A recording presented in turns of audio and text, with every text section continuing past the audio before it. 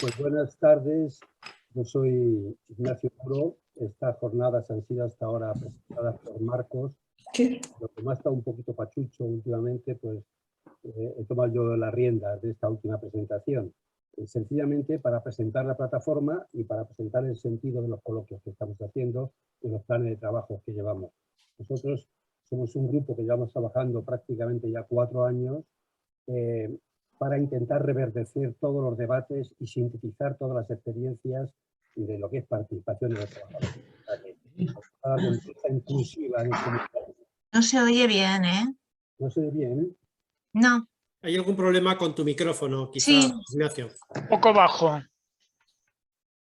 Pues me acercaré más. Es el teléfono.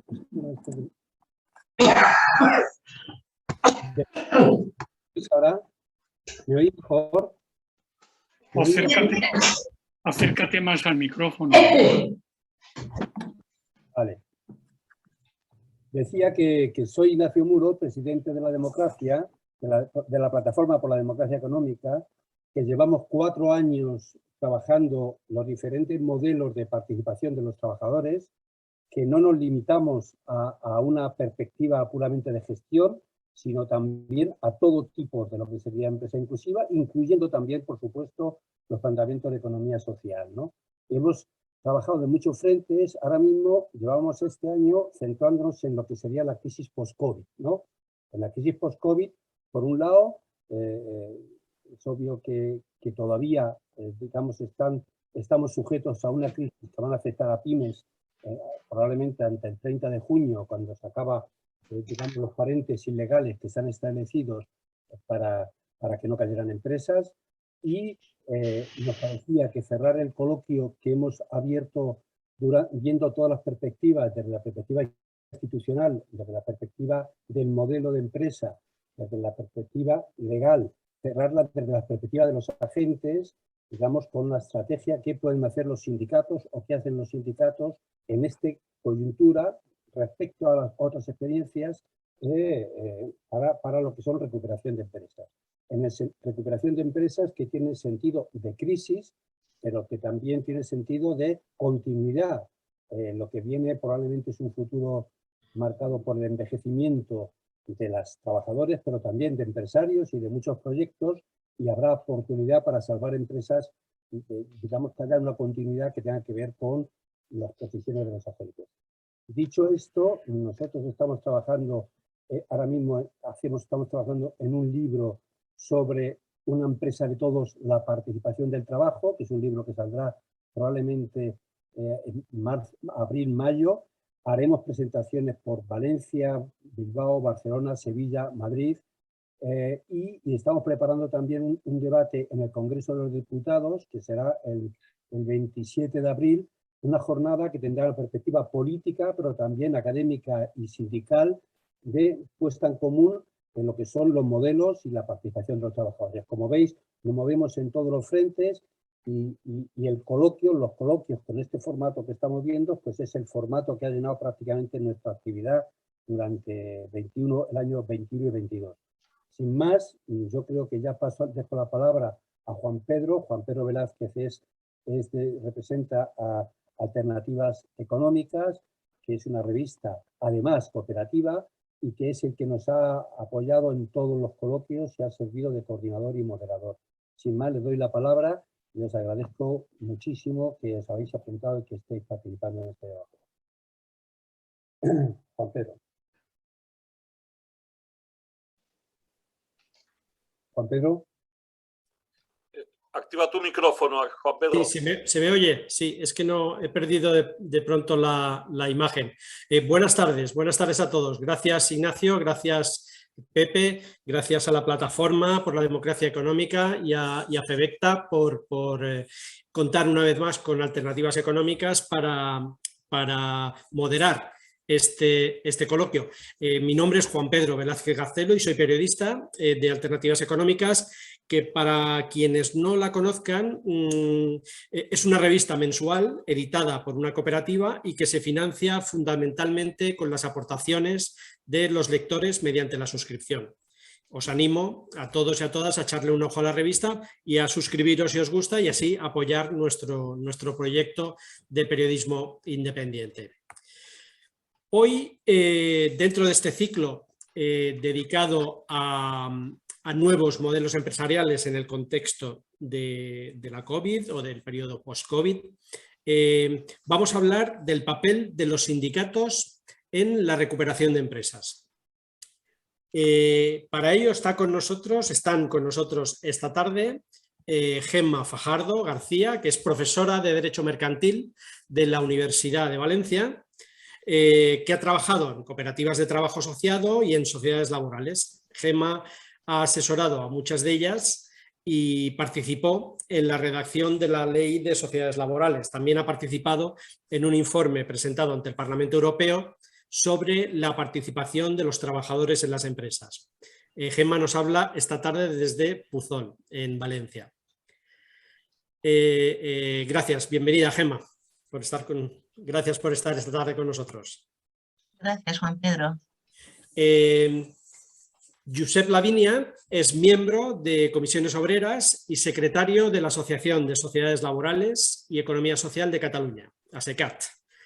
Josep nos puede dar hoy la perspectiva desde el mundo sindical y de la economía social y también aportar más de 3 décadas de experiencia en la organización de sociedades laborales. Josep está esta tarde en Barcelona. Bienvenido, Josep.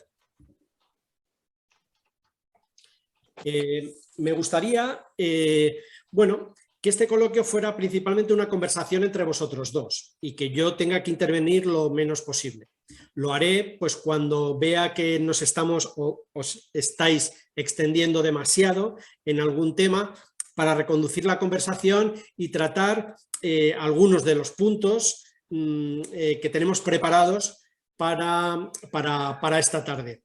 Me gustaría empezar pidiéndoos que nos pongáis un poco la cuestión que abordamos hoy en un contexto histórico, ¿no? Que nos contéis cuál ha sido el papel de los sindicatos en la recuperación de empresas desde la transición hasta hoy y que nos contéis cuál es la estrategia sindical en estos momentos sobre la reestructuración de empresas. ¿Empiezas tú, Gemma? Bueno, sí, puedo empezar yo. Bueno, gracias Juan Pedro y gracias a todos, a FEDECTA, a la Plataforma por la Democracia Económica, por darme la oportunidad sobre todo de compartir con todos vosotros, que sois todas personas para mí muy importantes y que conocéis muy bien este tema también, o sea que podréis ser vosotros perfectamente los dinamizadores y los participantes, pero bueno, creo que va a haber espacio para todo ello, que es lo importante. En cuanto a la pregunta que me planteas, yo tengo mi respuesta. Mi respuesta es que el sindicalismo, los sindicatos fueron muy importantes en la crisis anterior de los años en los años 70 y los años 80 del siglo pasado, fueron fundamentales en la reconversión, en el salvamento de muchas empresas. Algunas de ellas todavía subsisten, algunas de ellas todavía subsisten y son importantes, tanto en la Comunidad Valenciana como en otras partes de España. Y después de ese periodo, a diferencia de lo que ha pasado en otros países, donde los sindicatos sí que han seguido haciendo una función en favor del salvamento de empresas, yo creo que en España esa labor no se ha hecho. No se ha hecho. Incluso todo lo que tiene que ver... La factura del 2020. Es que la he pagado ahora. Perdón, es que alguien tiene encendido el micrófono y estamos oyendo una conversación. Acordaos, por favor, todos de apagar vuestros micrófonos. Gracias. Bueno, pues esa labor no se ha hecho, incluso hasta el punto que yo creo, habría decir, que desde la academia lo hemos reclamado en numerosas ocasiones. Yo recuerdo trabajos hechos por COQUE, que esto ya lo denunciaba hace tiempo. Estudios en los que iba comparando cómo se hizo este proceso de reconversión en los años 70 y esta ausencia de participación de los sindicatos en la última crisis, pues del año 2008 para acá, por lo menos. Pero también desde la universidad hemos hecho encuentros. Aquí hay algunas personas que han participado, como Miguel Ángel Sánchez o Manolo García. Hemos invitado a los sindicatos también para que vengan, para que se pronuncien sobre cómo poder participar en el salvamento de empresas. Yo personalmente no he visto mucho interés. En cambio, sí que particularmente conozco a algunos sindicalistas y personas de la universidad que trabajan en torno al sindicalismo, como Pere Beneito o como Jordi Ribó, que sí que se han manifestado, ¿no?, a favor de que debería de darse, pero creo que institucionalmente no se ha dado, se les ha echado de menos, se ha echado en falta esa presencia. Era necesaria para haber salvado muchas empresas y muchos puestos de trabajo que se han perdido y que podían haberse salvado. Esta es una respuesta breve, pero bueno, yo creo que para empezar, ¿no, Juan Pedro? Estupendo, muy bien. Si quieres puedo hablar de cómo han participado, puedo hablar de casos concretos, porque yo estudié el caso del asalto, de cómo se hizo, de cómo se implicaron, de qué hicieron, ¿no? Que más o menos es con el nacimiento de las sociedades laborales. Pero si quieres esto lo dejo para más adelante. Sí, como quieras, Gemma. Ya sabéis que podéis intervenir cuando queráis. Podéis replicar a lo que ha dicho vuestro interlocutor y matizar alguna cosa, añadir algún aspecto que consideréis relevante cuando queráis. Pero está bien, ¿no?, como introducción al tema. Y ahora le quería comentar o pedir a Josep que nos contase de la transición a esta parte. La participación de los trabajadores en la recuperación de empresas en España ha atravesado distintas fases. Tú, que has vivido en primera persona muchas experiencias durante este tiempo, ¿nos podías explicar un poco qué diferencia hay entre esas fases y en qué situación nos encontramos ahora? Josep, el audio, por favor.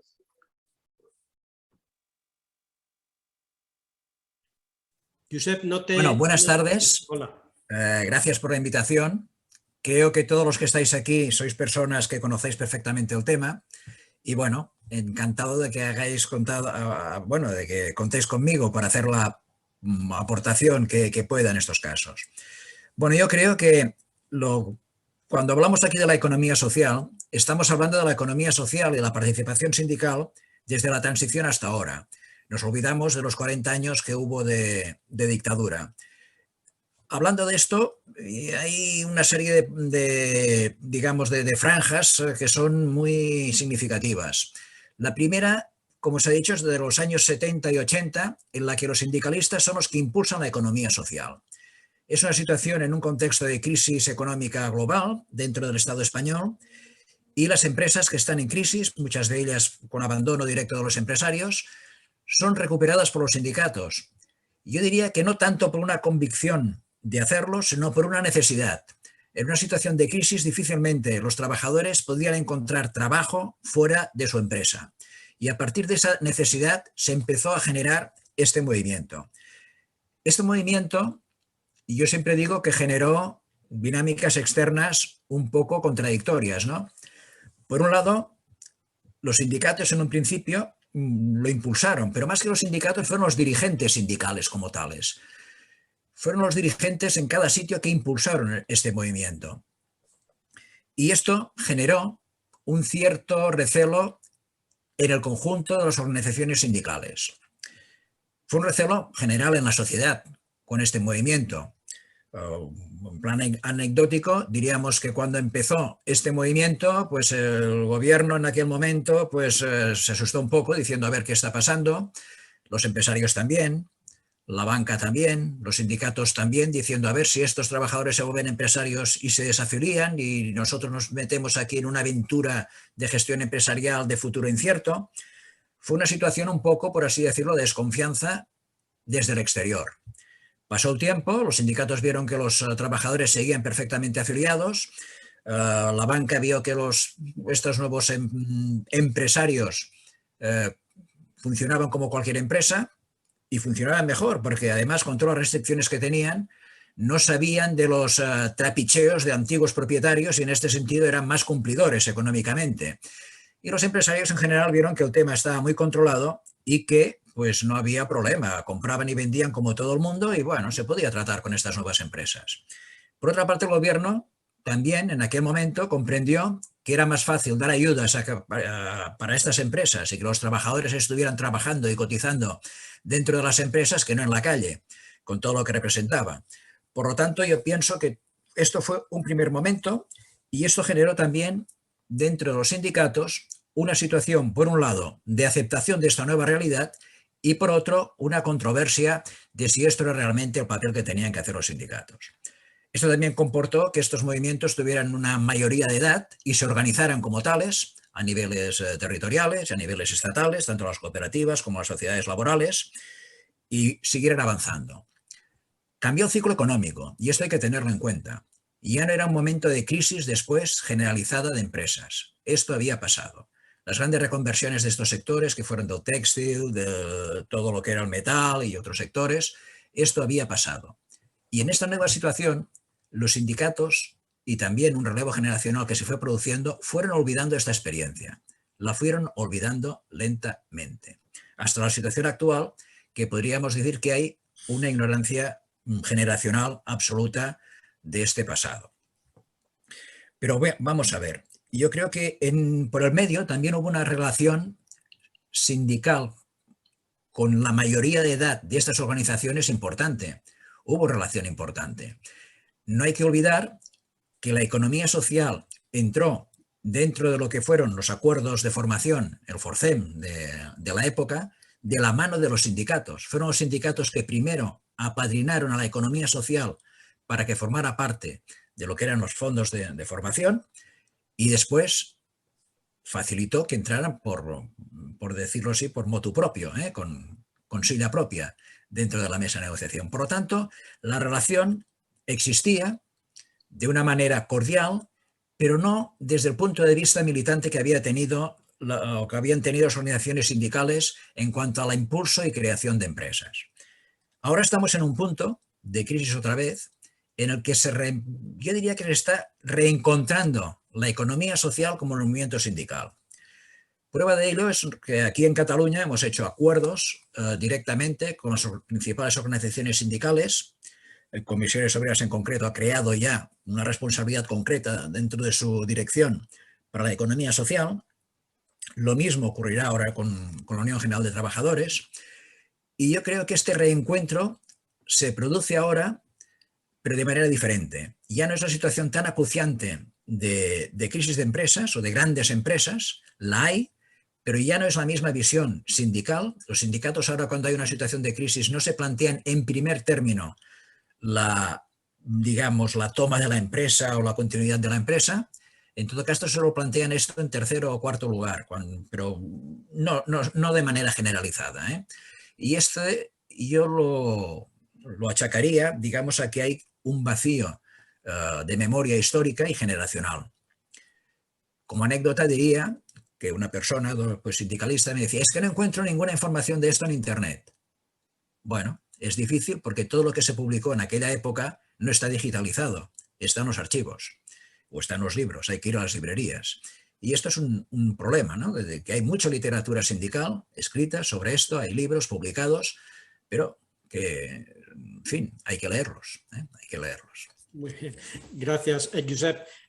Gemma, ¿tú estás de acuerdo en que existe este vacío generacional? Micrófono, Gemma.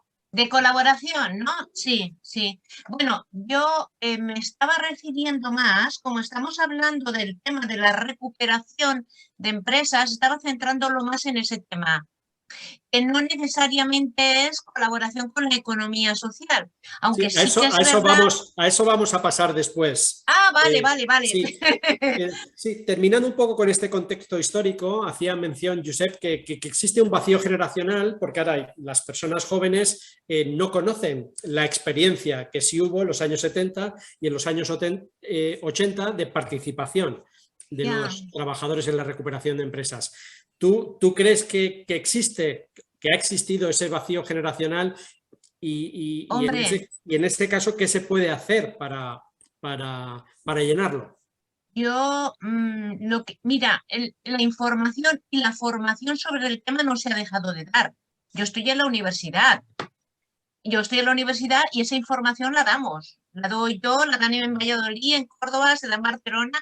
Es decir, en la formación, en la educación orientada a lo que serían relaciones laborales, a lo que sería sucesión de empresa, a lo que sería reconversión industrial. En ese contexto esta información existe y se transmite. Lo que ha cambiado es, en mi opinión, que en un momento se hizo un esfuerzo importante en España por ese salvamento de empresas y potenciando las cooperativas y creando las sociedades laborales, y luego no se ha hecho, por diversas razones, que no solamente es la inacción de los sindicatos de transmitir y movilizar y apoyar a los trabajadores. Entonces, no ha existido. Eso es lo que yo digo en este país, porque fuera así. Ahí puedes ver Argentina, cómo han sido combativos los sindicatos, o en Italia, o en Francia. Pero el problema ha sido nuestro, ¿no? Sí que ha habido para mí y no me extraña que no conozcan, que no recuerden, pero eso no quiere decir que no lo recordemos los demás, porque hay cosas escritas, hay trabajos, hay estudios, hay leyes que te lo explican. Entonces, bueno, y está al alcance, ¿no?, de los estudiosos, por lo menos. Sí, ha hablado antes, Josep, de ese reencuentro, ¿no?, entre sindicatos y economía social que a su juicio se está produciendo. ¿Tú estás de acuerdo en que se está produciendo este reencuentro? Porque la relación entre sindicatos, economía social, sociedades laborales, cooperativas, no ha sido fácil en las últimas décadas. ¿Qué opinas tú al respecto, Gemma? Hombre, yo ahora te hablo por lo que vengo leyendo. En el año 2018 escribe Pere Beneyto un artículo en un libro que coordinamos un grupo de personas, y escribe precisamente sobre la participación de los sindicatos en Europa en estos procesos de salvamento de empresas. Y ahí analiza cómo ha ido evolucionando los distintos países, las críticas, las corrientes dentro del sindicalismo europeo, ¿no? Unos a favor, otros en contra de la implicación de los propios sindicatos, ¿no? Y ahí te va reflejando cómo la propia Confederación Sindical Europea ha sido cada vez más propensa a ese acercamiento desde el año 2014, desde el año 2016. Entonces yo creo que sí, sobre todo porque se está constatando como en aquellos países donde sí que ha habido acercamiento y apoyo, pues han ido mejor las cosas. No se ha destruido tanto tejido económico. Estos modelos de empresa, además, tienen un valor añadido, es que contribuyen a la redistribución de la riqueza, es decir, que mejoran las condiciones de vida de la clase trabajadora.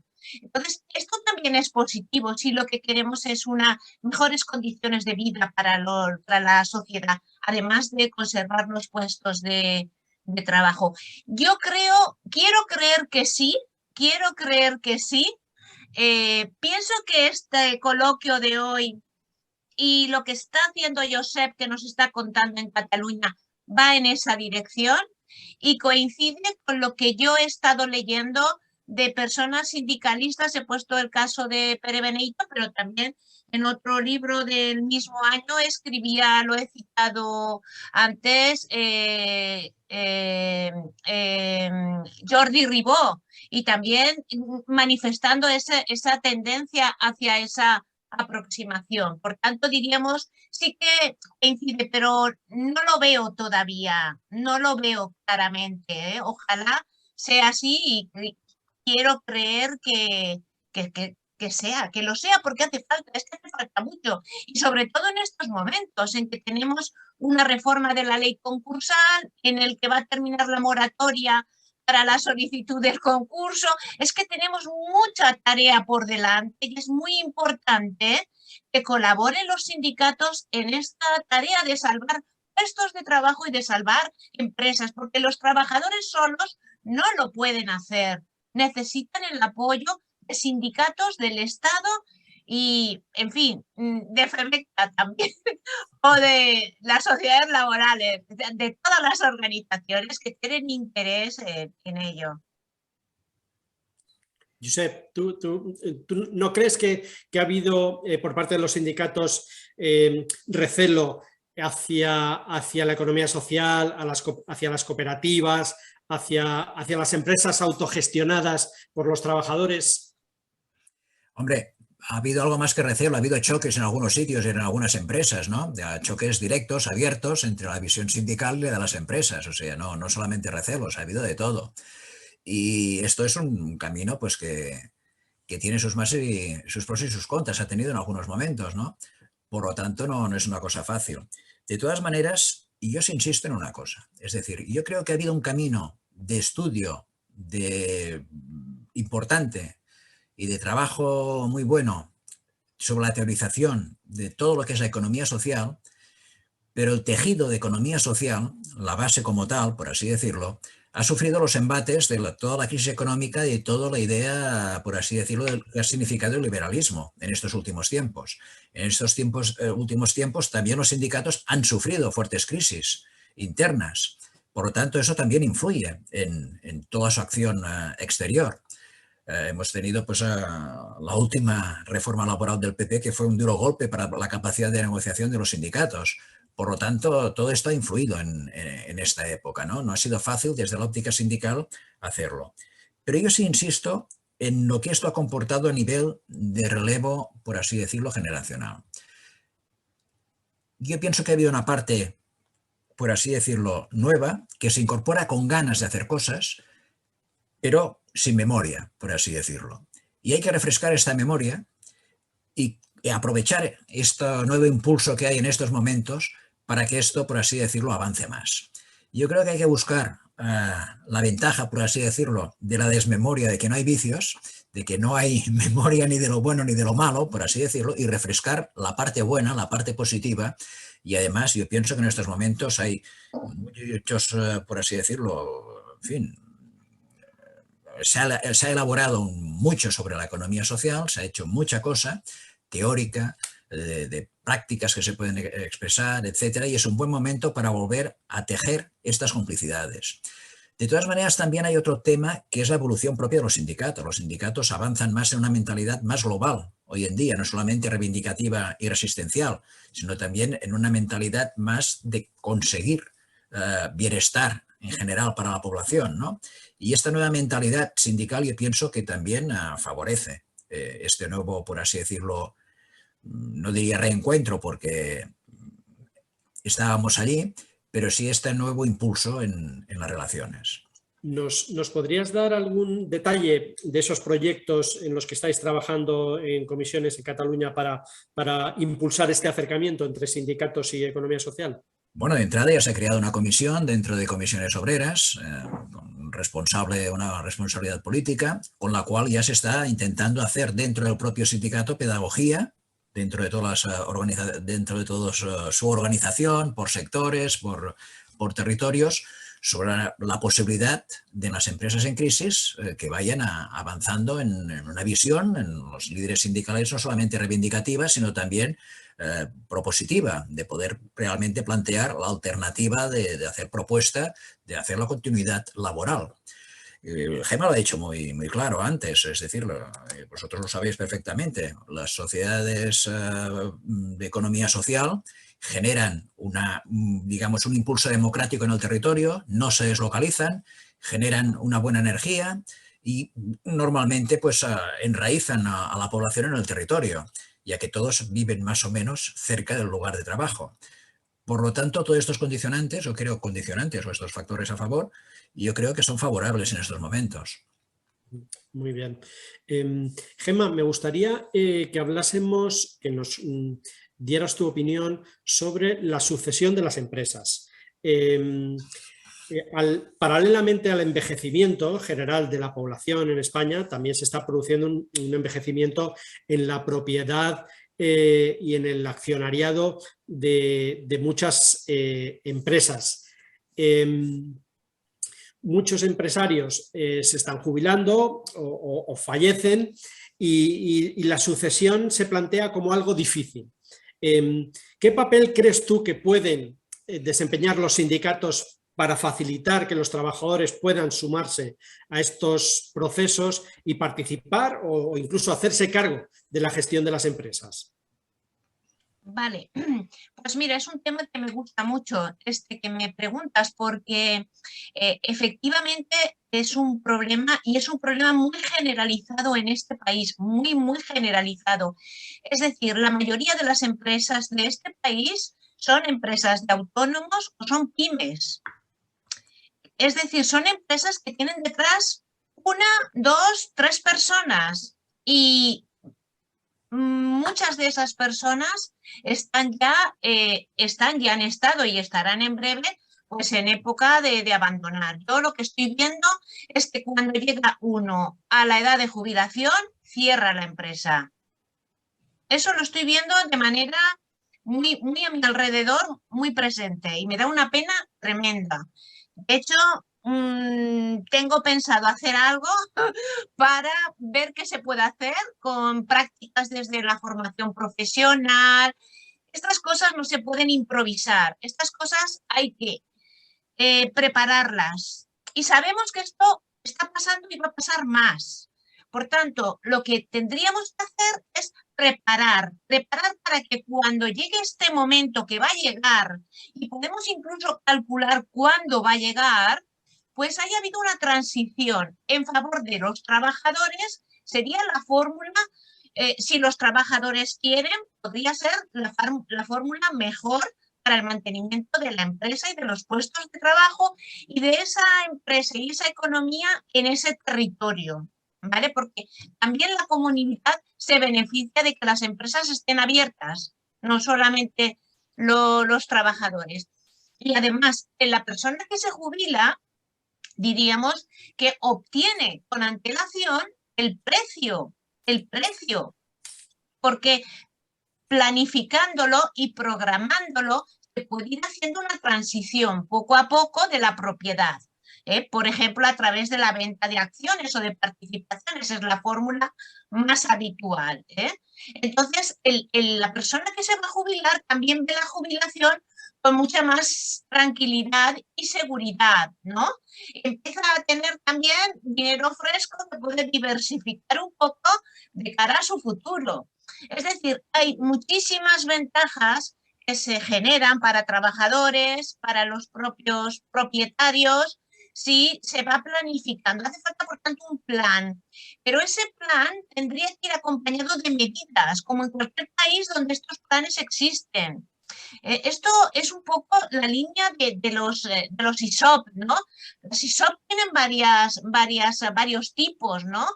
Pero tiene que ir acompañado de medidas fiscales porque no es lo mismo una compraventa de acciones que yo la hago para obtener un rédito, que lo que yo estoy haciendo es salvando la empresa para mantener los puestos de trabajo. Es decir, tiene que haber ayudas de diverso tipo para la financiación y luego también de carácter fiscal. O sea, por tanto, hay que preparar muchas cosas. Hay que preparar, diríamos, culturalmente a los trabajadores y a los propietarios para que vean y para que se les haga ver las ventajas que tiene esta fórmula de transmisión pacífica, programada de la empresa poco a poco.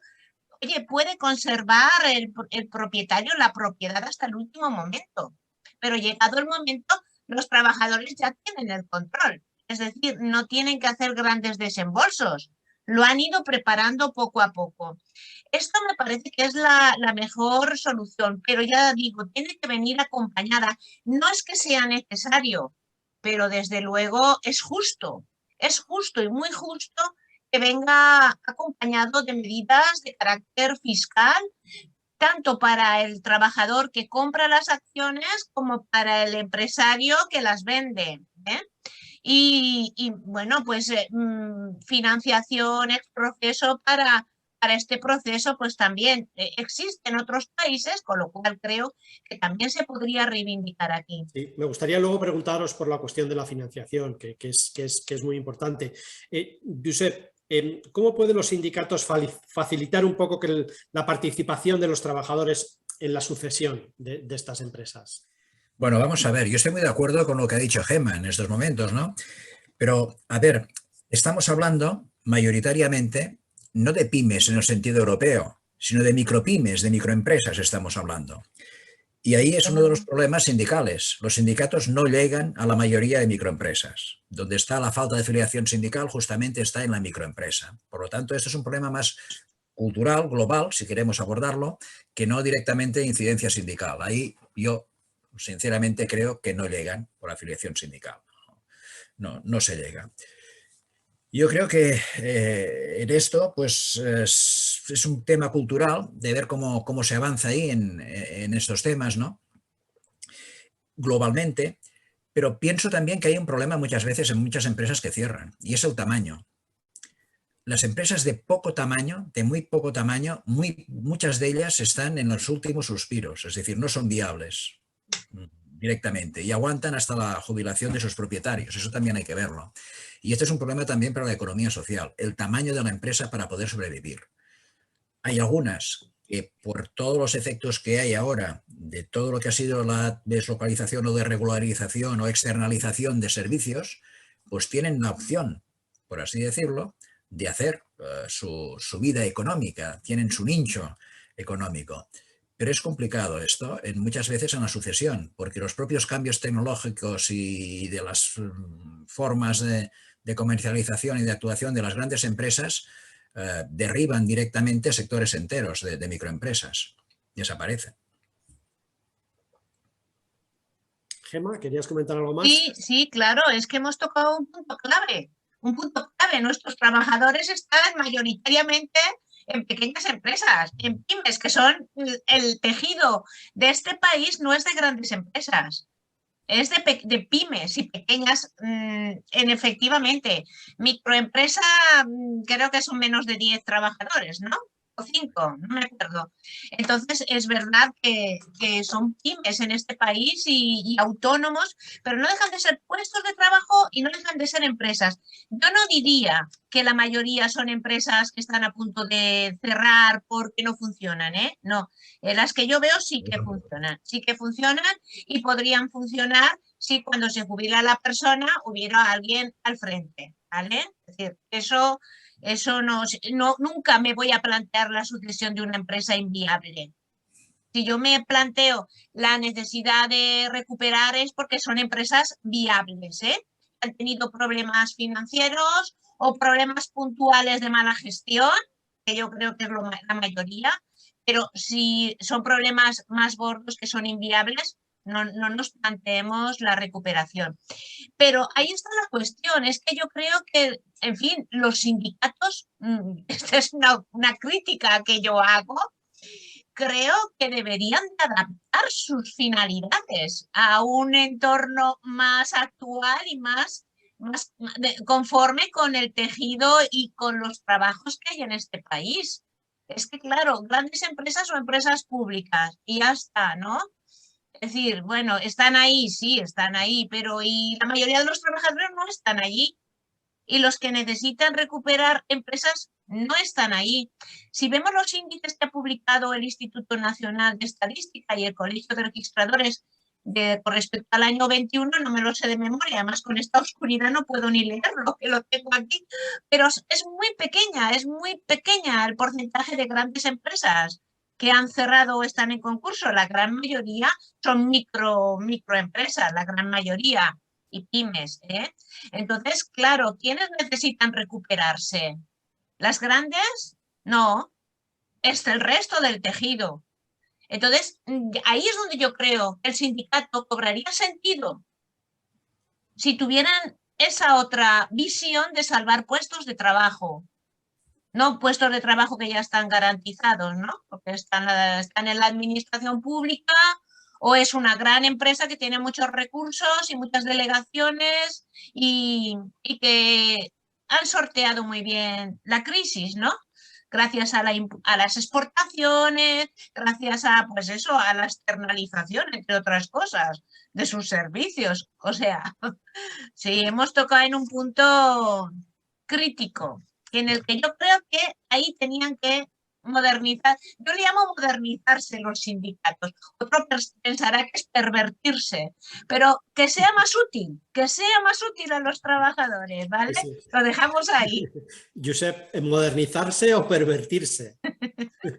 Bueno, si es útil todo vale. Hay que tener en cuenta que también cuando nacieron las sociedades laborales, las cooperativas las acusaron de que eran una perversión del modelo cooperativo. O sea que eso depende del punto de vista. Bueno, yo creo que hay que adaptarse a la realidad. Yo he dicho que uno de los puntos débiles del sindicalismo es que no llega a la pequeña y microempresa. Allí no llegan difícilmente los sindicatos. Y este es un punto débil que tienen las organizaciones sindicales, no llegan allí. Por lo tanto, ahí lo tienen complicado, por así decirlo, hacer pedagogía si no llegan. Yo creo que efectivamente tienen que ponerse al ritmo de muchas cosas del día. Yo creo que están haciendo internamente un gran esfuerzo, porque las nuevas generaciones que entran pues también son diferentes de las anteriores. Como bien ha dicho Gemma, a las grandes empresas ya poquitas quedan, ¿no? Tienen un gran peso de incidencia directa e indirecta, pero poquitas quedan. Por lo tanto, esto también es un tema que los sindicatos también abordan en la medida de sus posibilidades. Ahora, yo pienso que esto es un tema cultural, no solamente sindical, sino de toda la sociedad como tal, y desde la parte formativa, la parte política, como ella había dicho, de poner recursos realmente para que esto sea viable. Porque sin recursos, las buenas intenciones no van a ningún sitio. Y ahí está el otro gran tema, qué recursos se pueden poner y cómo se pueden articular. Hay ejemplos, Gemma ha dicho, y supongo que dirá a nivel europeo, de otros países, de cómo lo hacen. Yo creo que este es un tema clave.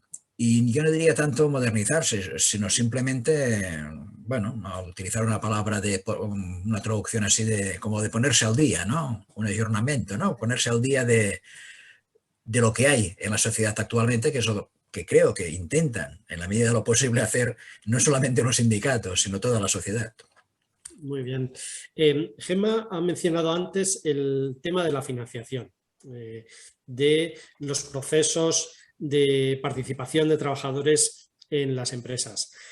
Con la práctica desaparición de las cajas de ahorros se ha perdido una fuente de financiación clave para este tipo de procesos. Josep, ¿qué alternativas hay hoy para que los trabajadores puedan obtener financiación en este tipo de procesos?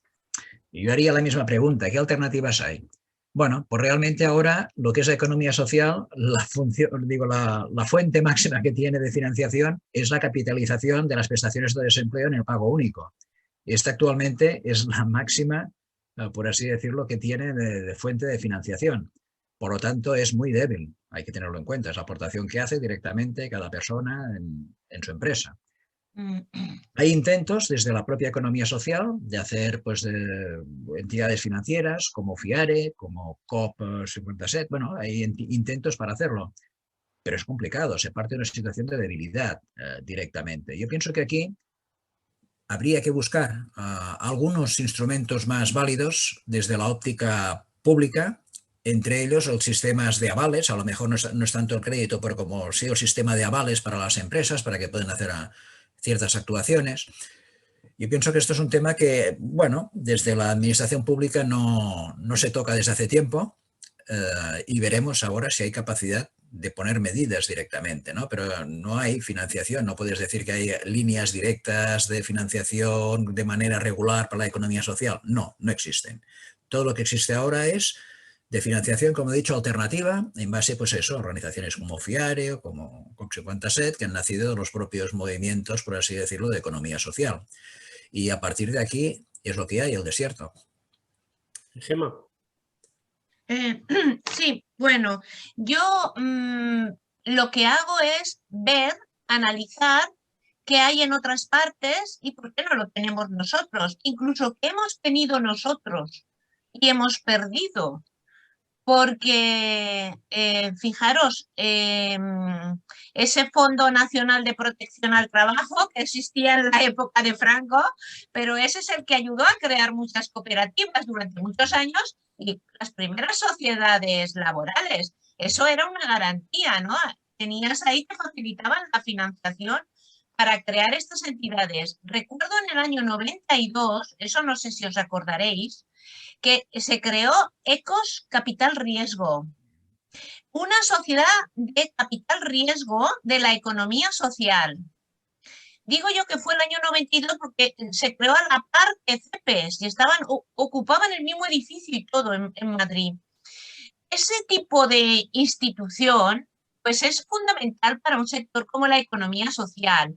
Los fondos eran públicos, pero podía haberse nutrido también con fondos de las propias organizaciones de la economía social. ¿Por qué las cooperativas italianas destinan todas el 3% de sus ingresos a crear un fondo con el que apoyan nuevas cooperativas o cooperativas en crisis? Aquí las cooperativas tienen que no solamente un 3% de los ingresos anuales, sino también cuando se disuelven. Ese capital irrepartible que siempre me preguntan los alumnos, ¿y qué se hace con él? ¿No? ¿A dónde va? Porque dicen, ¿a dónde irá cuando una cooperativa ya se ha disuelto, ¿no? ¿Quién se lo queda? Bueno, pues eso en Italia va también al mismo fondo. Eso lo podríamos hacer en España porque condiciones parecidas las tenemos. Las cooperativas tienen que destinar un porcentaje a un fondo de formación y promoción del cooperativismo, que nos hemos olvidado ya de lo que es la formación y la promoción. Ya se dedica a cualquier cosa. Y además, con la COVID ahora ya incluso para aquello que va más allá de lo que la ley permite. Bueno, se han modificado las leyes, lógicamente, para permitirlo, pero con el aporte de todo el sector, con esos fondos irrepartibles, si los italianos lo han hecho, ¿por qué no lo podríamos hacer nosotros? Es decir, no es que tenga que ser esa la base fundamental, pero sí complementaria, ¿eh? Es decir, podíamos desde instituciones, desde fondos públicos, de que el propio sector también se implique. Esas podrían ser algunas fórmulas muy cooperativas, pero luego tenemos instrumentos que están al alcance de cualquier otras entidades, como préstamos participativos, sociedades de capital riesgo, que ya no está Ecos Capital Riesgo, pero podría perfectamente ser una fórmula válida para muchas empresas por un periodo en su periodo de constitución o en su periodo de crisis financiera, ¿no? Pues durante unos años. 5 o 10 años, no sé lo que... préstamos, digo, participativos, préstamos subordinados, es decir, fórmulas que se pueden utilizar, que están en el mercado y que se podrían aprovechar perfectamente por las entidades para impulsar esos momentos iniciales constitutivos. Por citar algunos que me van viniendo a la mente. Josep, ¿te gustaría añadir alguna cosa más? Sí, yo creo que sobre este tema el movimiento de la economía social ha tenido una incapacidad manifiesta de generar nada parecido a lo que las cooperativas italianas hicieron. Las cooperativas italianas fundaron Unipol, que en su momento fue la cuarta entidad financiera de Italia, que esto se dice fácil. Hablamos de Italia, no de cualquier país. Esto ha sido una incapacidad, yo pienso que por muchos factores. Factores también de que, bueno, la descentralización autonómica en esto no ha jugado a favor, por así decirlo, de las competencias sobre la economía social. Yo pienso que en este caso esto no ha sido positivo. Además, cada autonomía prácticamente hizo su ley de cooperativas por un lado, las sociedades laborales no, que tienen una ley estatal y se mantuvo como tal. Pero yo pienso que esto es un tema que es complicado de hacer. Estoy de acuerdo con lo que dice Gemma. Se podría ver la manera de que hubiera una aportación directa por por ley o como fuera, ¿no? De parte de la economía social directamente para generar este fondo que puede tomar muchas formas, como bien ha dicho ella, de muchos instrumentos financieros que hacen falta a las empresas para poder funcionar, desde los avales, capital riesgo, en fin, mil cosas de estas que hay. Aquí, en el Estado español, además hay un caso, por así decirlo, que es el Grupo Mondragón, que tiene la Cucha, la Caja Laboral Popular, que es el auténtico motor y lo que financia todo el grupo, en realidad, ¿no? Porque es quien hace las inversiones, quien hace todo, en fin, es lo que asegura todo. Es el único ejemplo que hay que ha funcionado y que funciona, por así decirlo, a partir de las empresas y que cohesiona un grupo. Es el único ejemplo que hay, pero el resto no ha habido esta capacidad. Hay ahora estos intentos que yo pienso que son loables y que hay que apuntalarlos, ¿no? Como los que he mencionado, de Ciares y COP57, que yo pienso que son intentos, pero ahí yo pienso que también haría falta un proyecto un poco más de Estado global de la economía social para afianzar estos proyectos, que yo creo que actualmente es una de las debilidades del propio movimiento de la economía social. Yo quería añadir, has hablado del Grupo Mondragón porque tienen su sede pues, la caja laboral, que lógicamente es el motor financiero que hace que todo esto funcione. En Valencia, el Grupo Cooperatiu Valencià, cuando se creó, también se creó en torno a una entidad que es Caixa Popular, que también cumple un buen papel, Caixa Popular, no solamente para el movimiento cooperativo valenciano, sino para la sociedad valenciana, porque hoy en día es pues de las pocas entidades que hay valencianas, porque todas las demás han desaparecido, o sea, cajas de ahorro se han desaparecido. Bueno, tenemos una, la de Onteniente, una de las dos que quedan en España la tenemos en Valencia. Pero bueno, y tenemos también algunas cajas de ahorro, perdón, cajas rurales en los pueblos, que hacen un importantísimo papel en sus pueblos. El problema es que es un modelo del pueblo, no es un modelo que se extienda más allá. Pero también quería recordar una institución cooperativa que yo la he visto siempre muy importante y que la tenemos abandonada, que son las secciones de crédito de las cooperativas. Este viernes coincidí con una cooperativa agraria que hablaba de todo lo que estaban haciendo gracias a su sección de crédito. Es que la sección de crédito son los ahorros de los propios socios puestos a disposición de la cooperativa precisamente para iniciar nuevas actividades. Y, ojo, hay control, es decir, hay un control no es una entidad bancaria, pero tiene sus propios controles y su propia regulación. En Cataluña tenemos regulación, en Valencia tenemos regulación, en Extremadura tenemos regulación. Las secciones de crédito de las cooperativas son un instrumento de financiación muy útil y muy propio. Y es nuestros propios recursos para nuestras propias necesidades. Hombre, pues para cada empresa es muy importante, eso es lo que necesitan. Lo digo porque veamos que hay más cosas dentro del cooperativismo que facilitarían la financiación. Pero yo solamente quería decir una cosa, tienes mucha razón, Gemma, pero esto está absolutamente enmarcado en las cooperativas agrarias.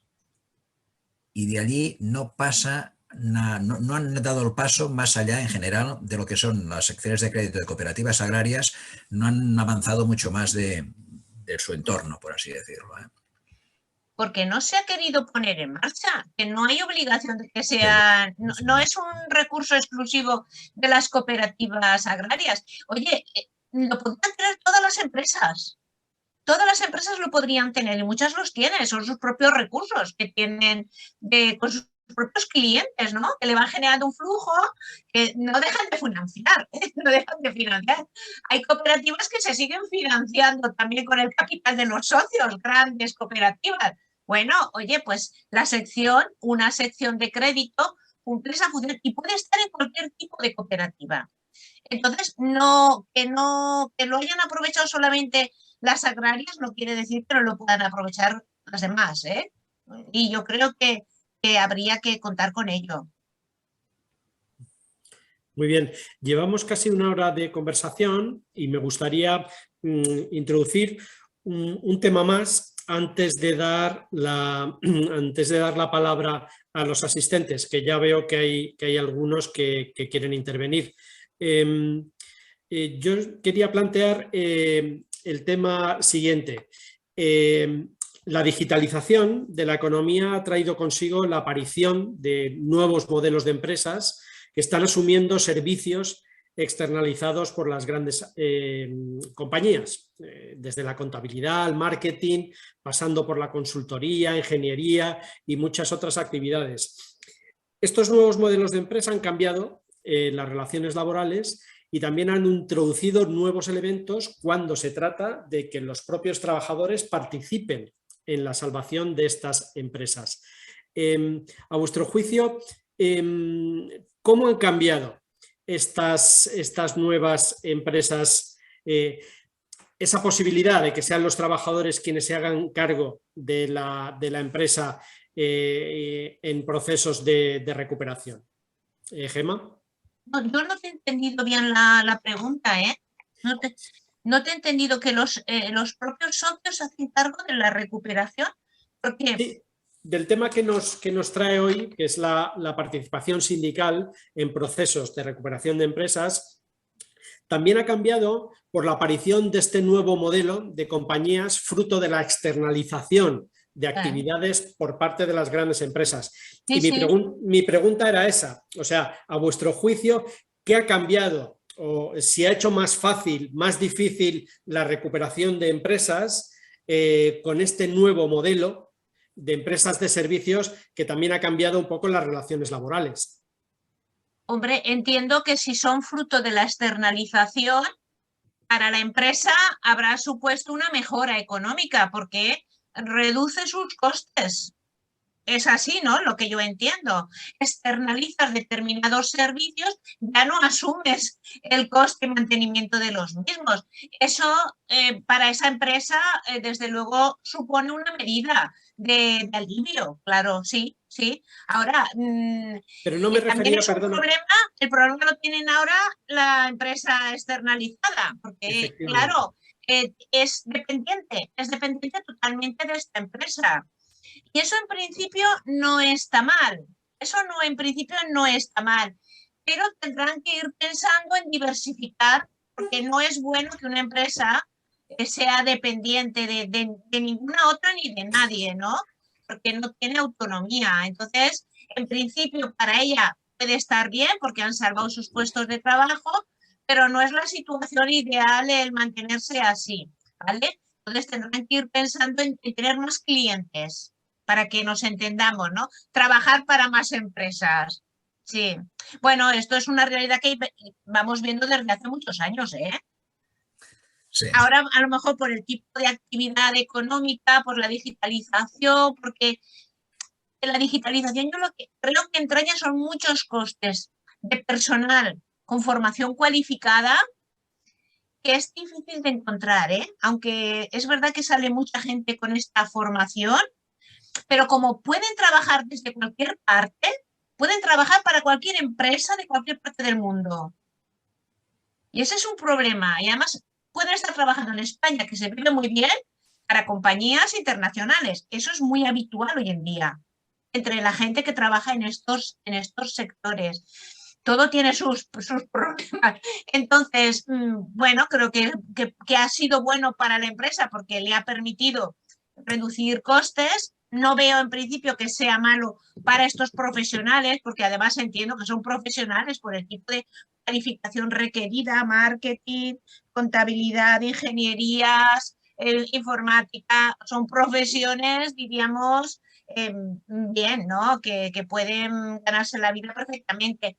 Pero lo único eso, ese riesgo de dependencia, ¿vale? Eso pues es un riesgo que tendrán que con el tiempo pues ir reduciendo. No sé si te he contestado, Juan Pedro.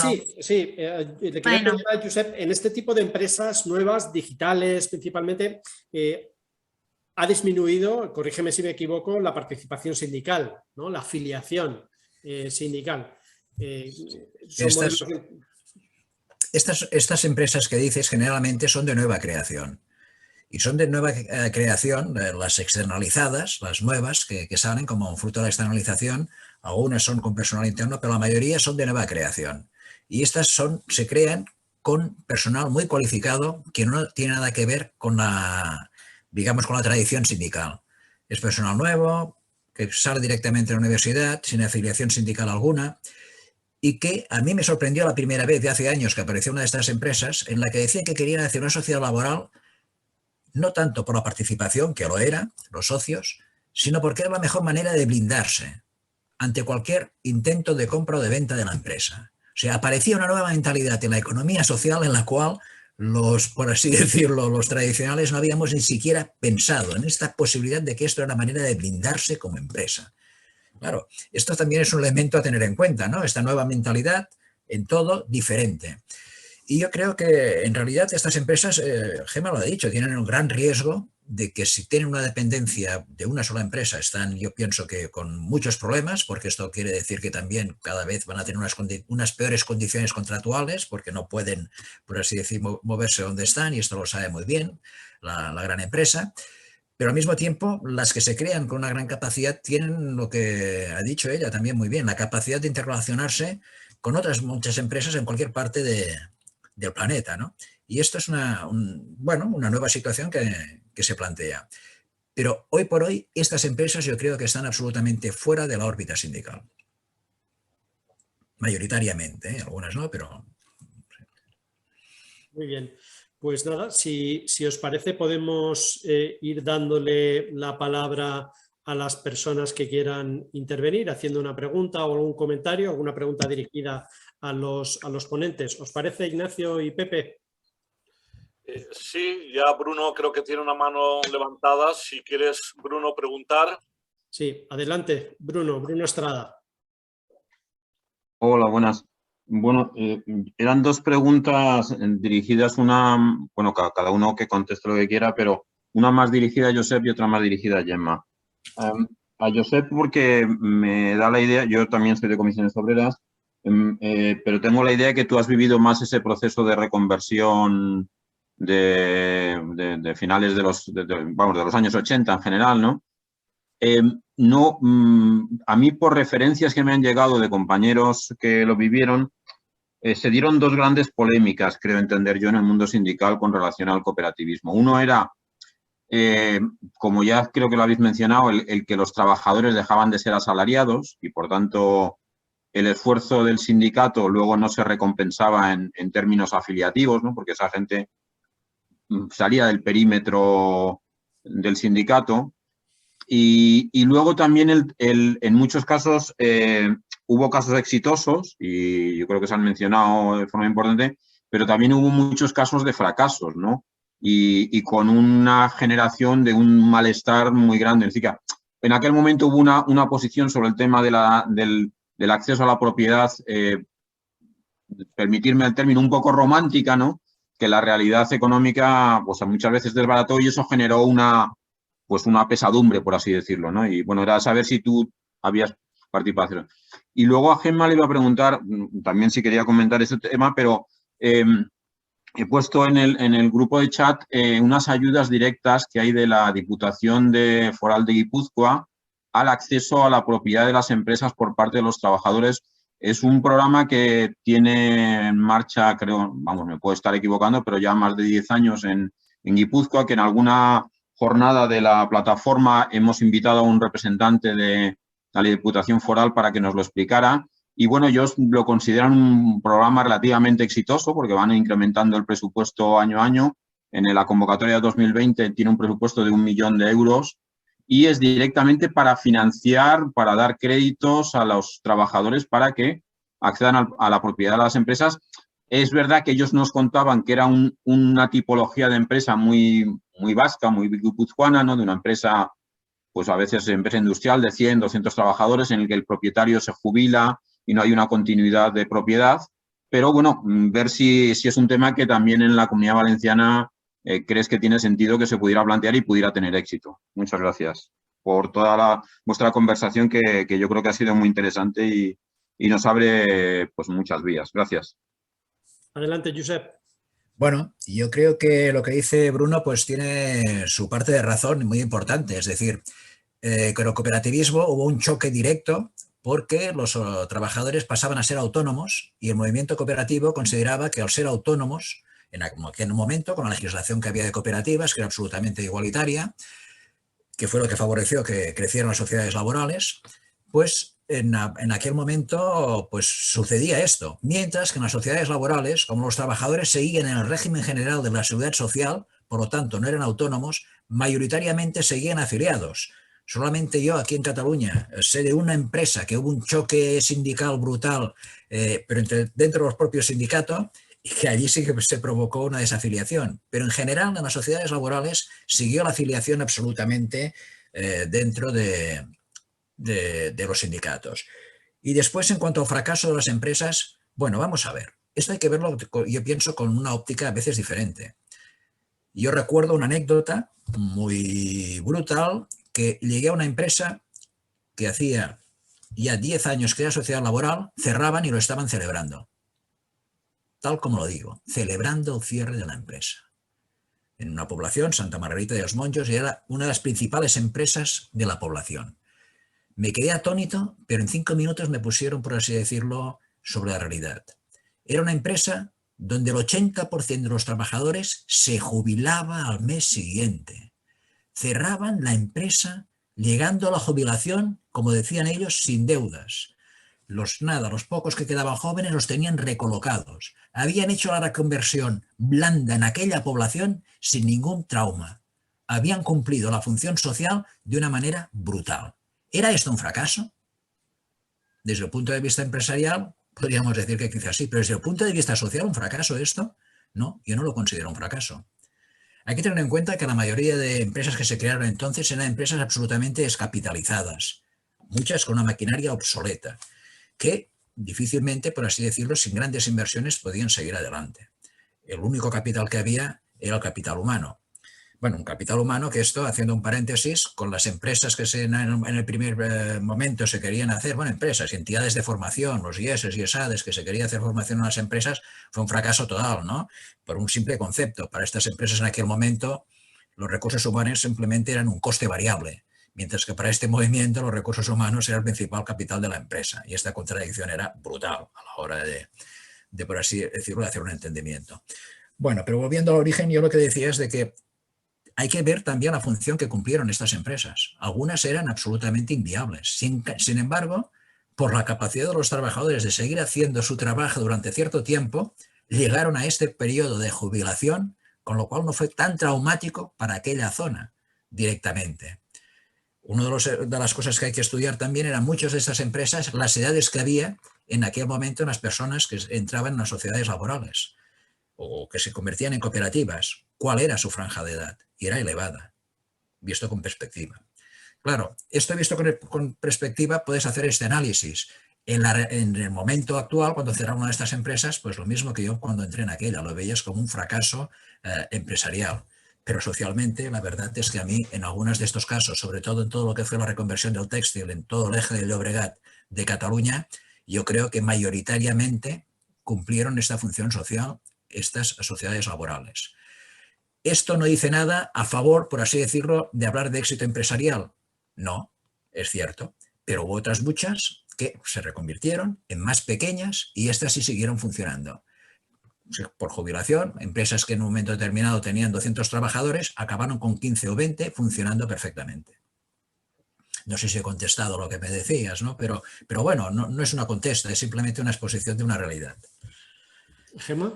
Sí, voy a responderle a Bruno. Gracias por la pregunta. Antes no quería pasar la oportunidad de decirle a Josep que la empresa genera riqueza para muchas personas, ni solo para los capitalistas, como a veces se piensa, o sea, los titulares del capital, ni tampoco solo para los trabajadores, para los proveedores, los clientes, por los impuestos que pagan.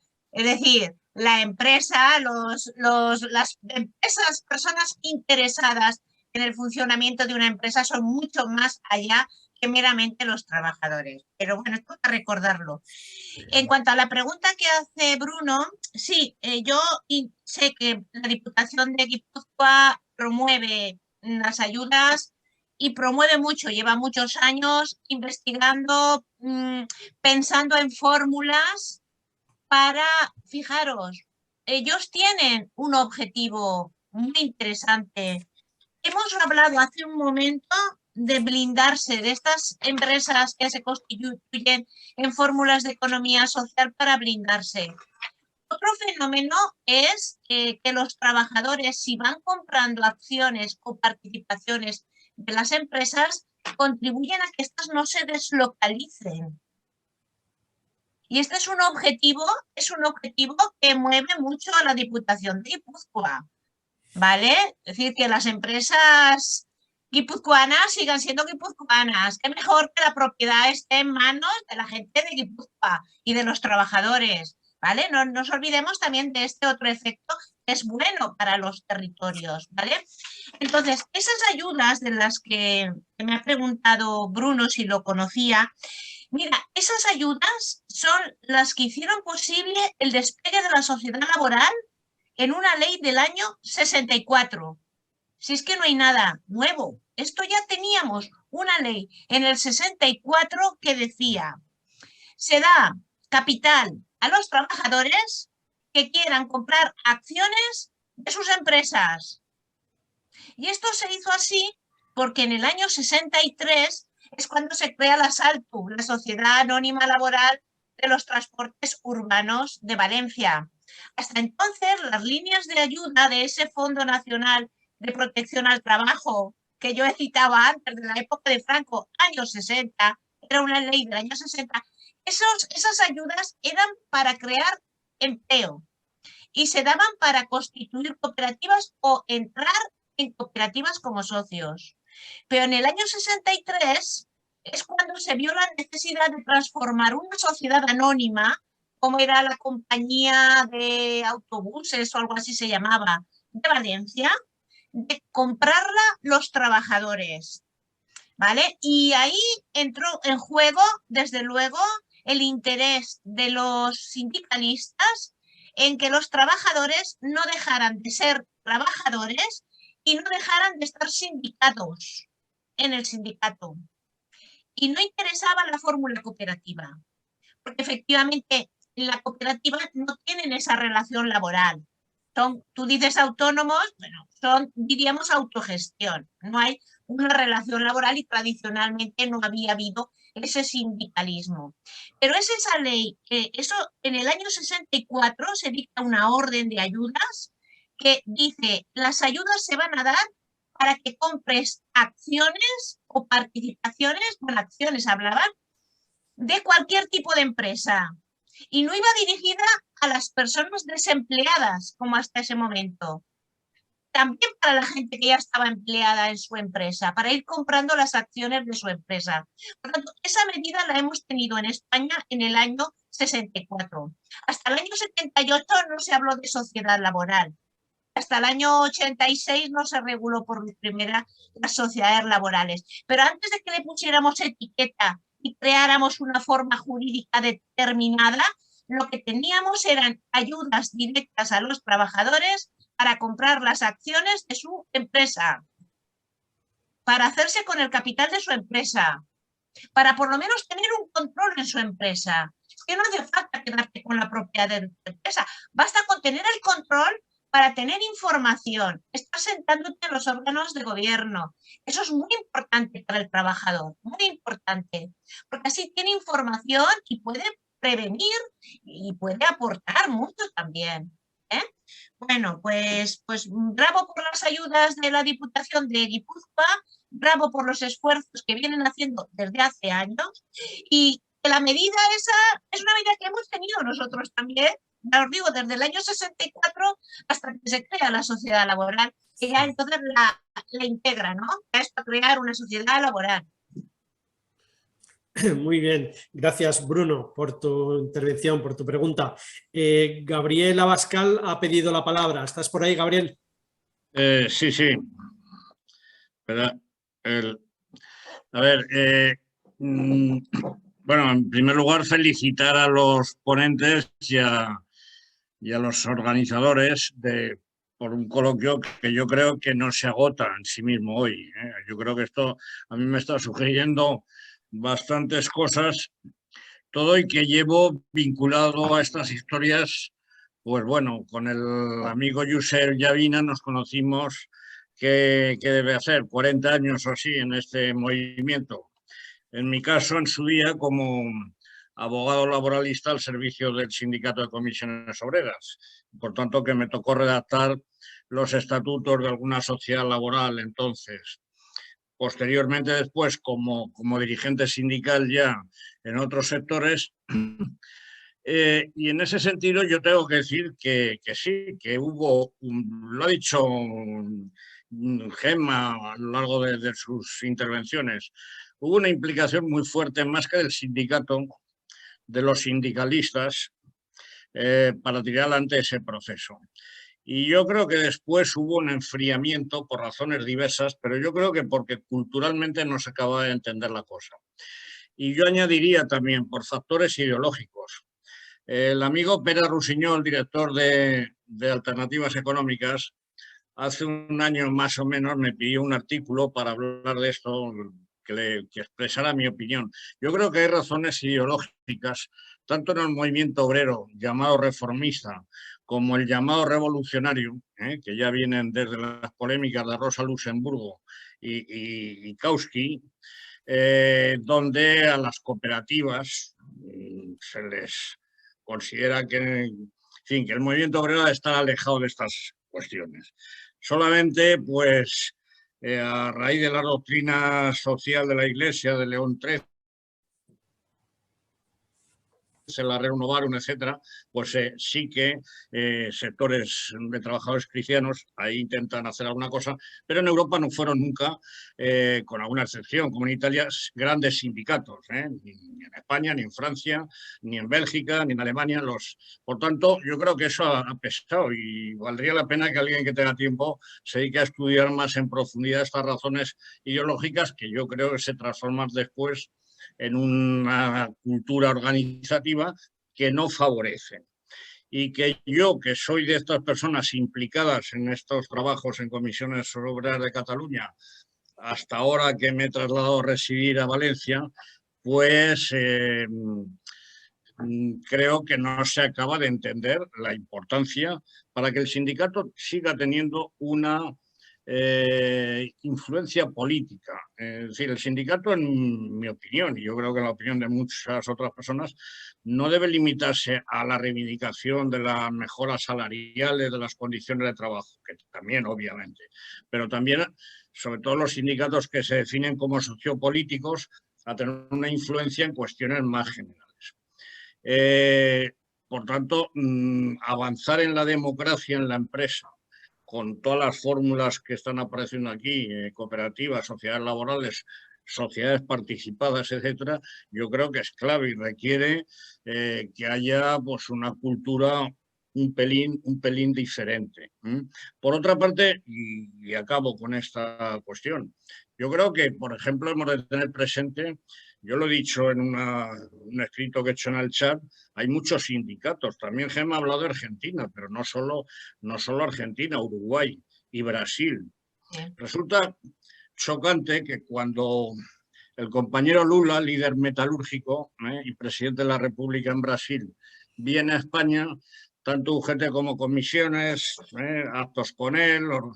Bueno, pues el compañero Lula es presidente de honor de una organización cooperativista brasileña, Unisol Brasil, que crean los metalúrgicos brasileños hace 22 años.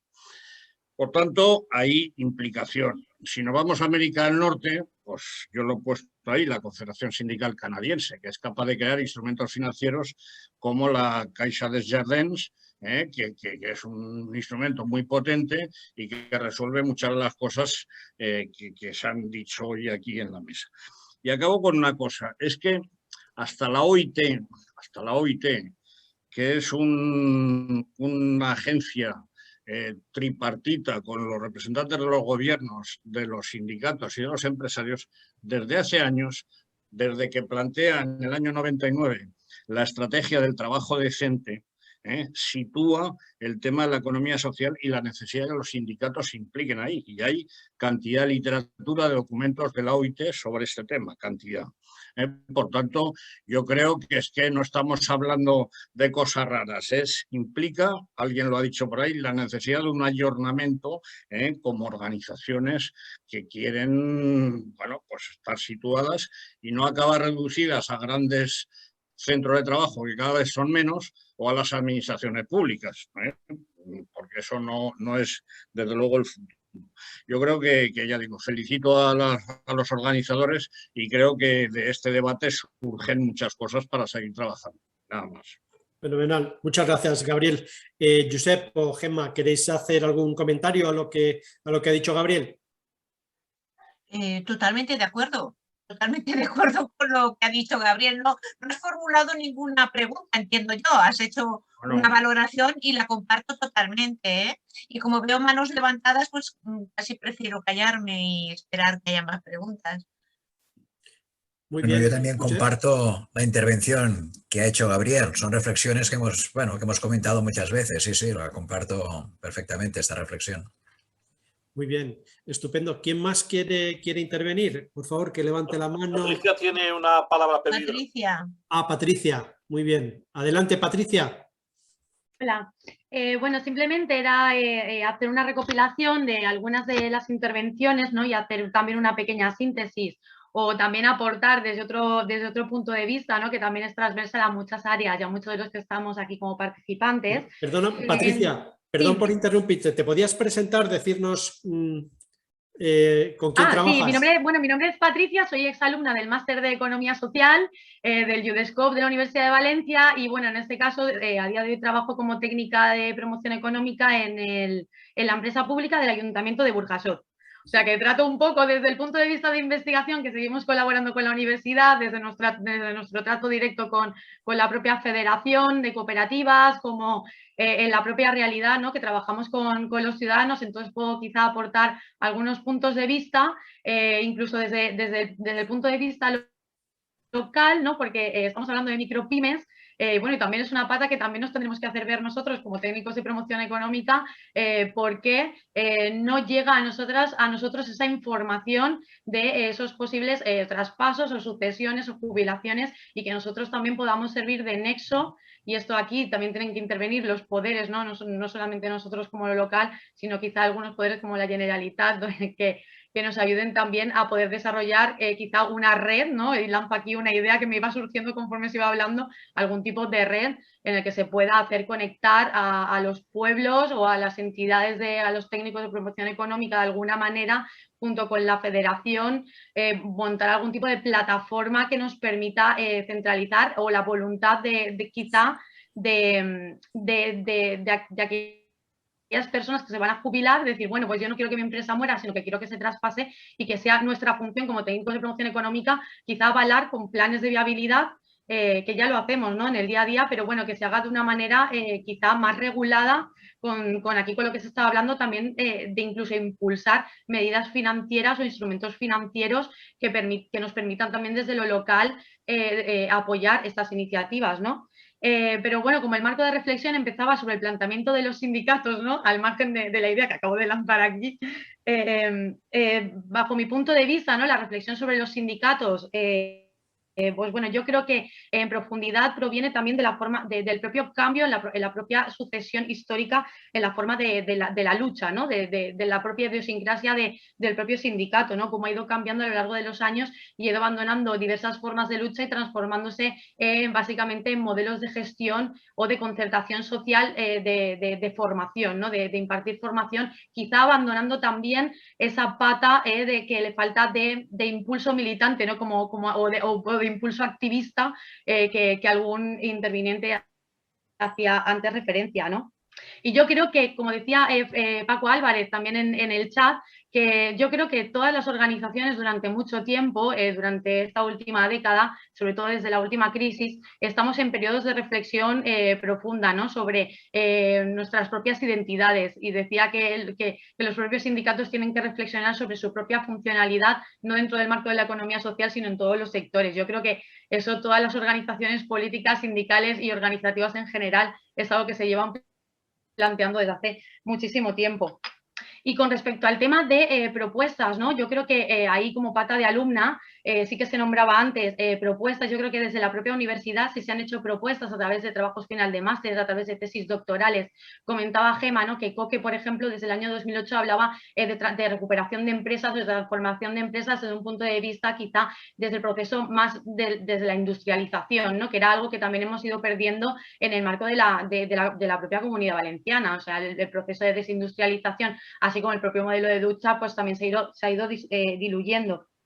Y yo creo que sí que han habido casos concretos en los que se ha participado, pero que sí que se dejaron morir, y ahí habría que ver cuáles son las intencionalidades reales del por qué se dejan morir, porque hay planteamientos, por ejemplo, desde la universidad de reconversiones de empresas, como por ejemplo, hace unos años se dio el conflicto de Bosal-Sagunto, de la planta 57 en el puerto de Sagunto, así como muchas otras, y sí, desde la universidad se plantearon, por ejemplo, formas de modelos de reconversión, incluso apoyos de investigadores, ¿no? Y se habló también incluso con la propia Consellería de Economía para que esto pudiera ser adelante, donde también estaban interviniendo los sindicatos como comisiones de UGT, que eran mayoritarios en ese momento. O sea que yo creo que propuestas sí que se han hecho, incluso el programa que lleva la Generalitat junto con la Federación, que es el de Salva tu Empresa, pero habría que ver por qué no llega a constituirse realmente, y yo creo que ahí pues es el debate también de las propias medidas de los poderes públicos y también de las demandas sociales, ¿no? Y ahí yo creo que entra un poco el tema de la pata de la cultura. En general, yo creo que es transversal, o sea, el carácter individualista al que nos ha llevado el propio sistema es algo que también todos tenemos que ir reflexionando y tendremos que ir expandiendo, y nos tendremos que ir responsabilizando cómo vamos expandiendo la cultura y cómo vamos haciendo cruzar lazos de intercooperación que sean cada vez más fuertes y que sean capaces de hacernos resistir también al propio sistema. Y esto eran básicamente una serie de apuntes que he ido recogiendo a lo largo de todas las intervenciones. Y bueno, y que me alegro mucho que se haya oído por ahí, esto ya es una cuestión personal, el nombre de Rosa Luxemburgo. Había mucho tiempo que no lo oía. Sobre cooperativas. Habría que tirar más por esas patas, quizá, en ciertos aspectos.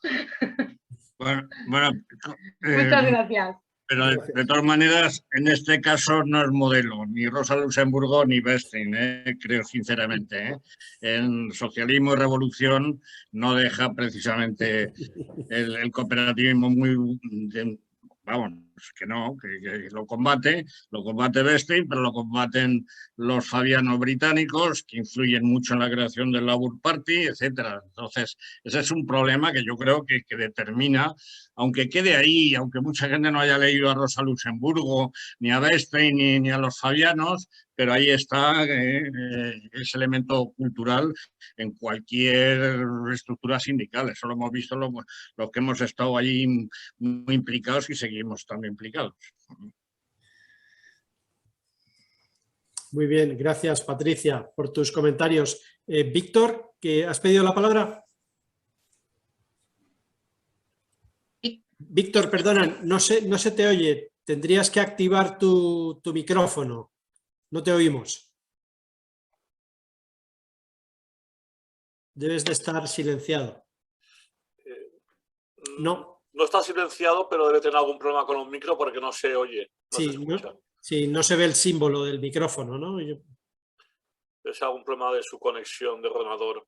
Si quieres formular la pregunta por el chat o... Mientras tanto, mientras Víctor hace su pregunta o su comentario, ¿quiere intervenir alguna persona más? Mira, Víctor parece que ahora sí le aparece el icono del micrófono. Víctor, actívate el micrófono ahora. Sí.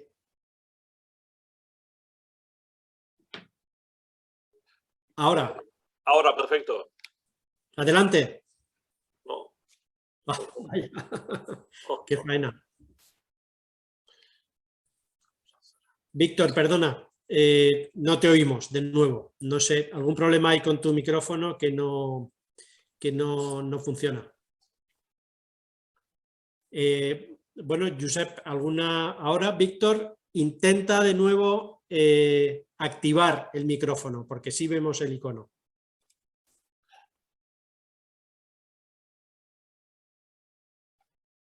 ¿Sí? Víctor, ¿me oyes?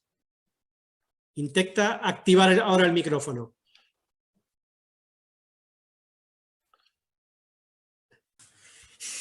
Lo tiene apagado. Sí. Víctor, tienes apagado el micrófono. Si lo enciendes, no, es al encenderlo se desbarata toda la operación. No sé si, mientras tanto, Josep o Gemma, ¿queréis hacer algún comentario sobre lo que ha comentado Patricia? Hombre, me ha gustado mucho lo que ha dicho. Bueno, tengo que decir, yo conozco a Patricia, es una persona muy activa. Yo la vi luchar en su momento porque no se cerrara esa planta que ha mencionado de Bosal. Se reunía con los trabajadores y todo. Es una mujer muy activa y bueno, y con una gran capacidad. Me ha gustado lo que ha dicho. Ella donde está en un ayuntamiento, está como técnica de promoción económica, pero en economía social, Es decir, que es un ayuntamiento que ha creado un servicio para promover la economía social fundamentalmente, y ella está al frente. Yo creo que eso es un modelo, un ejemplo que ojalá hubiera más en los municipios. Bueno, me ha gustado esta propuesta que ha hecho de crear esta red entre los técnicos de promoción económica y de contactar con estas personas, cómo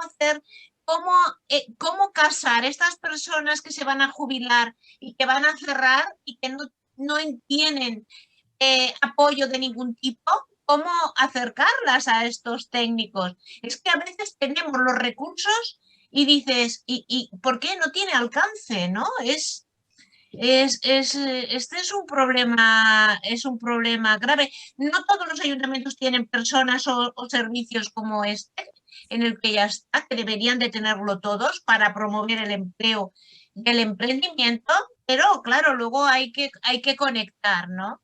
Bueno, yo hablaré con ella de este tema porque me ha gustado lo que ha dicho y como estamos en la Comunidad Valenciana, a ver si podemos hacer algo, porque hace falta técnicos, información y orientación a las personas que se van a encontrar con este problema. Sí, no, la verdad es que sería interesante incluso dedicarle un coloquio específicamente al papel de los ayuntamientos, ¿no? En todos estos procesos de los que estamos hablando, ¿no? Josep. Sí, yo creo que esto es interesante. Yo en una vida anterior trabajé en un ayuntamiento en temas de promoción económica, ¿eh?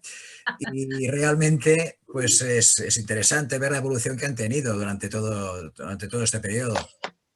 En su tiempo hubo redes de lo que eran los agentes de desarrollo local. Hubo redes de esto, pero se perdieron también con el tiempo. Estas cosas no tuvieron continuidad. Bueno. Él ha dicho una cosa que me ha gustado mucho su intervención, ¿no? Pues que además con todo el empuje que lo ha hecho, muy bien. Pero ha dicho una cosa que también es un buen interrogante, ¿no? ¿Por qué algunas empresas se dejan caer? ¿Por qué?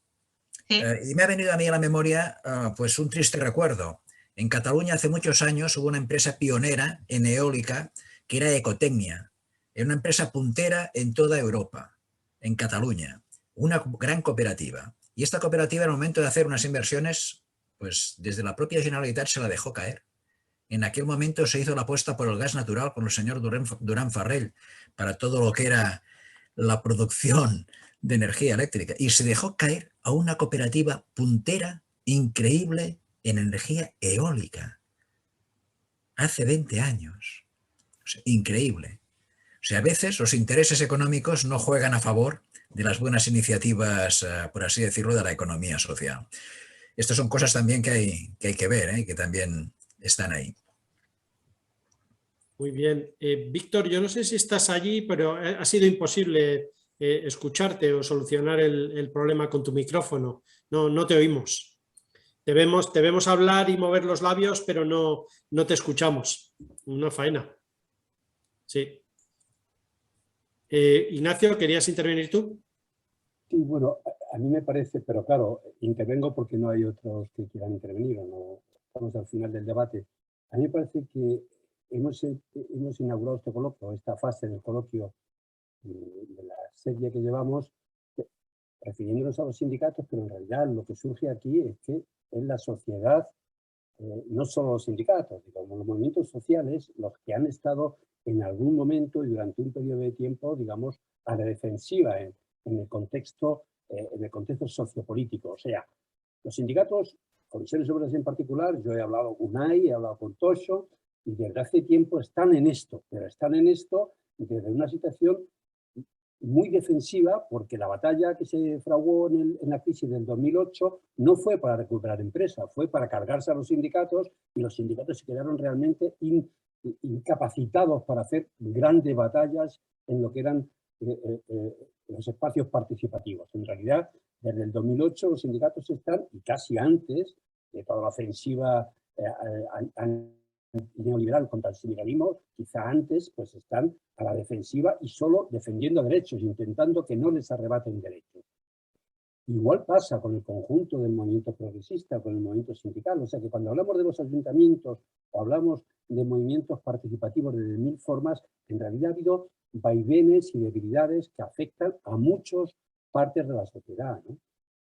El recuperarlas, y por eso la plataforma está en eso, supone asumir la lógica propuesta y protesta al mismo tiempo, o sea, lo cálido y lo frío, porque no solo es todo técnico, cómo gobernar una empresa, acababa de decir Josep, tiene que una cooperativa esté centrada en temas eólicos, desaparezca, no tiene nada que ver con que sea sindical o que sea participativa o que sea cooperativa, sino sencillamente porque la lógica empresarial y de poder de las grandes empresas se la carga, ¿no? Entonces, al margen del tema participativo que tiene que ver con calor, con pasión, con voluntad de los sindicatos, está el sobrevivir luego como gestor.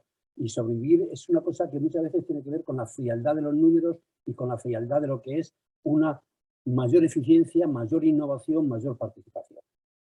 Bueno, pues todo eso yo creo que es el debate.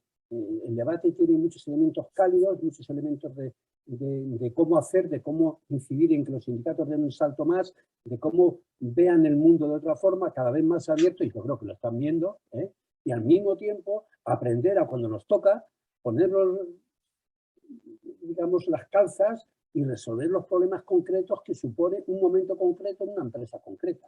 Y eso confiar en que la lógica participativa en la que las cooperativas tienen una gran experiencia, pues valgan para resolver los problemas. Yo creo que esto para mí sería un poco una síntesis de lo que hoy hemos empezado, pero como ha dicho muy bien Gabriel, esto no acaba nunca. Esto tiene que necesariamente que continuar porque tiene muchas facetas que se van abriendo en la medida que cerramos otras o que abrimos otras, ¿no? Entonces, bueno, por mi parte ha sido un debate muy interesante y queda, para mí yo lo considero efectivamente abierto. Muchas gracias, Ignacio. Yo creo que con este comentario pues es un buen broche al coloquio de esta tarde que ha estado interesantísimo.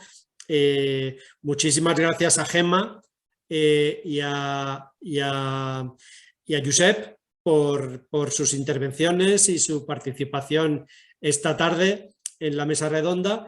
Y por mi parte, por parte de Alternativas Económicas, también dar las gracias a Febecta, a Pepe y a Ignacio y a Marcos de Castro de la Plataforma por la Democracia Económica por dar la oportunidad a Alternativas Económicas de moderar esta serie de coloquios, que ha sido realmente un placer.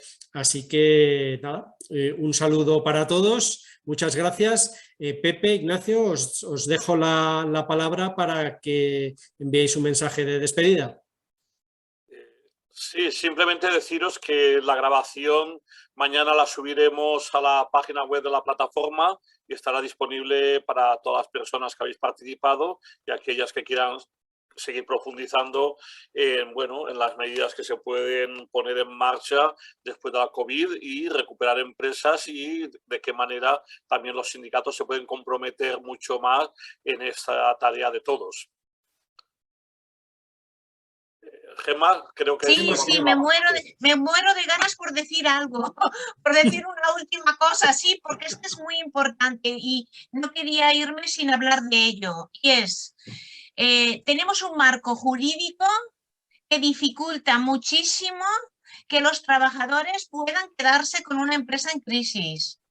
No se incentiva, pero es que ni se favorece ni es prácticamente imposible en este país. Y se está haciendo ahora una reforma del marco, está reformando la ley concursal.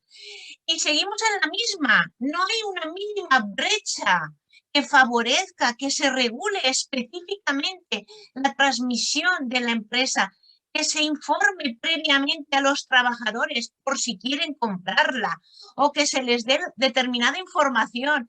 No existe ninguna vía en este país, a diferencia de lo que está pasando en todos los países de nuestro alrededor. Entonces, es muy importante aprovechar esta reforma una vez más, como todas las anteriores, para poder incorporar medidas en la legislación que favorezcan en que los trabajadores puedan ir ganando cuotas e ir salvando sus propios puestos de trabajo a través de quedarse con alguna unidad económica o quedarse con la empresa. Yo lo aviso porque tenemos un marco legislativo que es el peor que hay en Europa, ¿vale? El peor. Entonces, bueno, veamos lo que están haciendo por lo menos los demás países y vayamos incorporándolo.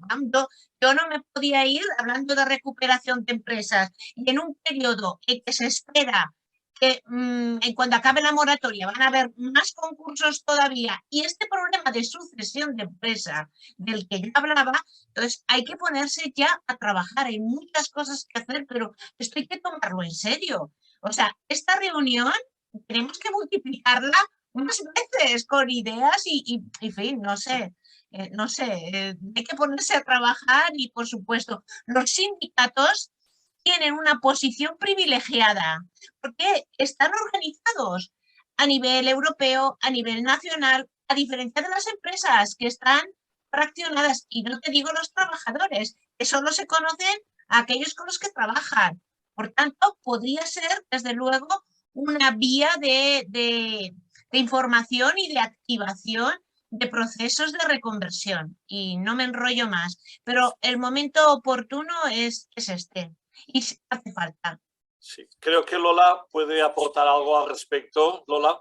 Sí, muy brevemente porque ya nos habíamos despedido, pero tienes toda la razón, Gemma, y tú eres conocedora y creo que parte de los participantes también, de que por parte del sector del cooperativismo de trabajo tenemos una propuesta concreta, muy trabajada, muy elaborada, que ya hemos intentado defender en las distintas fases del proceso y que a ver, entre otras cuestiones, tan fácil o tan simple como que nos llegara a las organizaciones representativas información de estos procesos en el momento previo para poder informar y formar al trabajador, que yo creo que eso es fundamental ante un proceso o bien de relevo generacional o de crisis de la empresa.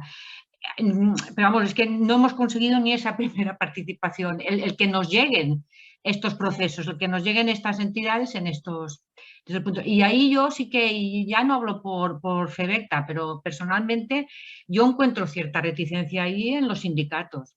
Yo creo que sí que existe ahí una... no sé, el modelo cooperativo no acabamos de entender, creo yo, esa parte que podíamos compartir con los sindicatos y que podíamos trabajar conjuntamente a pesar de que no exista después esa afiliación o esa representación sindical en los socios trabajadores. No sé, pero que sí que estamos el sector encima de ello y daría para otra sesión más específica y más concreta, pero que las medidas están sobre la mesa, a ver si el legislador nos hace caso. Es importantísimo eso. Gracias por el coloquio, muy interesante. Josep, creo que ha pedido la palabra, ¿no? Sí. Sí, he pedido la palabra. Sí, no, es que estoy muy de acuerdo con lo que acaba de decir Gemma, porque tenemos ahora un momento delante inquietante económicamente, por la moratoria que finaliza y por la situación económica derivada de la situación que tenemos en Europa en estos momentos de crisis no solo política, sino militar, que esto va a traer consecuencias, yo creo que desgraciadamente malas para la economía. al mismo tiempo tendríamos que aprovechar de que hay estas buenas energías que estoy viendo aquí por parte de Gemma y de otras personas, ¿no?, para ver qué capacidad hay de aprovechar esto. Yo pienso que los sindicatos tienen su papel, pero es toda la sociedad también quien tiene que empujar ahí.